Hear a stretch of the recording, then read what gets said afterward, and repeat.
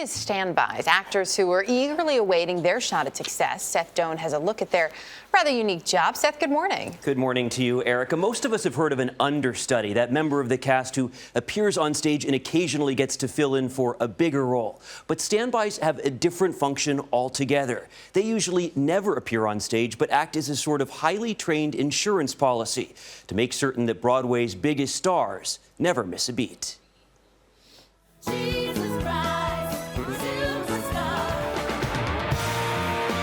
The bright lights of Broadway are alluring for almost any actor.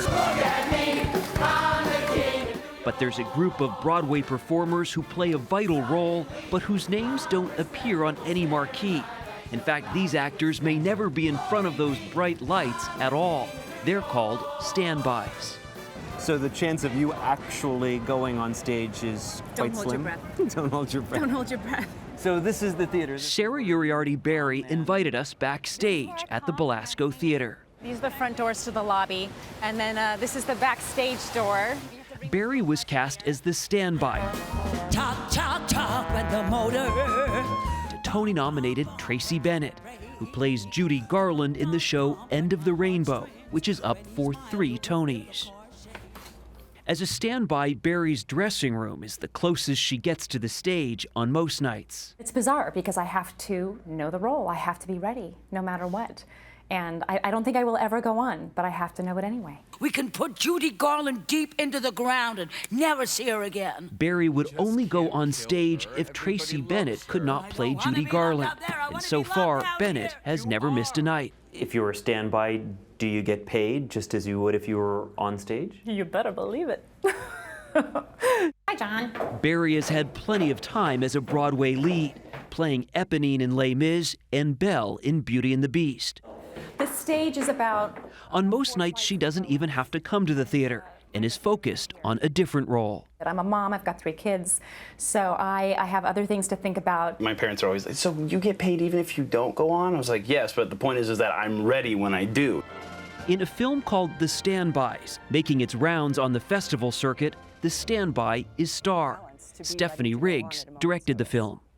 What made you want to do a movie about Broadway standbys?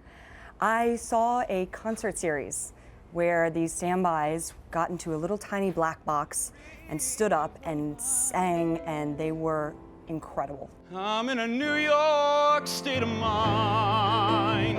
Then they would tell the stories of being backstage and never going on or getting thrown on without a single rehearsal. That was the case with Ben Crawford, who was standing by to play Shrek.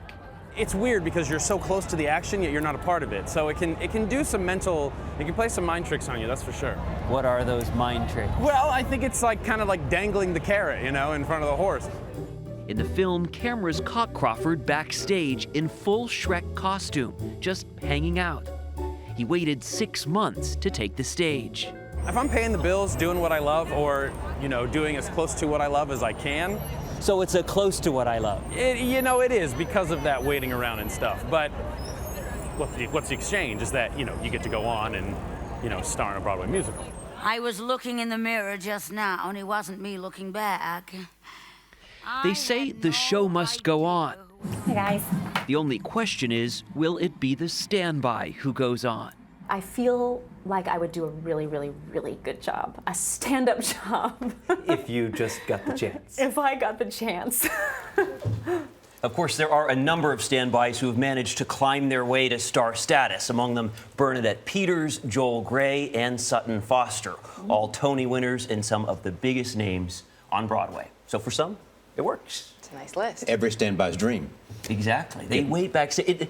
Some of them really approach it with a positive, excited attitude. Some, it's a little more melancholy. It's like an alternate juror, I was thinking. Exactly. It's like an alternate juror. And you know that phrase, break a leg means good luck. This time they kind of mean break a leg. Exactly. But don't get really hurt. Just a little maiming. Right? Exactly. That's not, I'd never heard that term until this morning. Yeah, and everyone says, oh, an understudy, right, but they're actually a different role. Got it. I got it. Thank you, Learn Seth. something new every day. Seth, Here on thanks. CB.